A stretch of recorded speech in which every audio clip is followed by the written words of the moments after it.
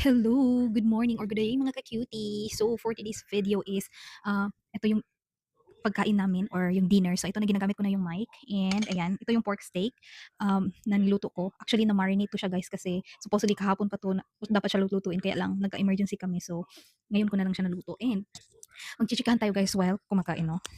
Oh, wait lang. Ayusin ko lang to. Ayan. So ayun, kahapon may nangyari. Ayun na nga 'di ba?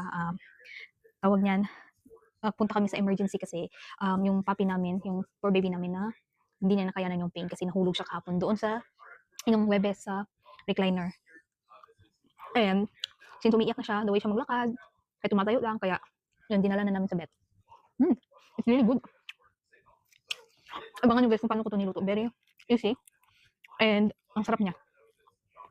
Hindi ako mahilig sa pork steak, but masarap to. Itong juice. Perfect. Ayan. Then, balik tayo sa aking chicken, no?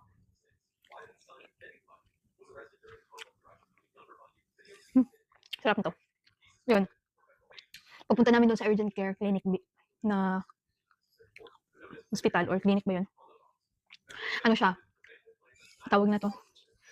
Hindi na siya masyadong umiiyak, pero yan, pero kinakabahan kami ni Mr. kasi alam namin na medyo malaki yung gastos, no? Kasi iba ang rate dito sa sa US, mahal pag mga vet, lalo na wala kayong vet insurance o yung pet insurance. Naku, ano talaga siya, kung magkano yung bill, yun talaga babayaran mo. So, buti na lang umabot lang siya. Hindi naman, malaki pa rin, umabot siya ng almost $500, no?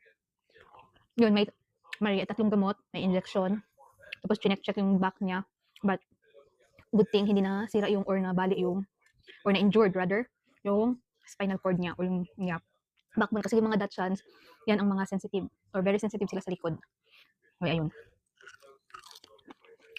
Nagastos, pero hindi mo matidiis kasi pet mo eh.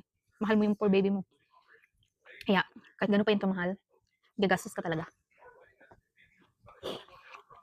Kanin yung sa akin, sa master ko is mac and cheese. So good. And well done ito guys.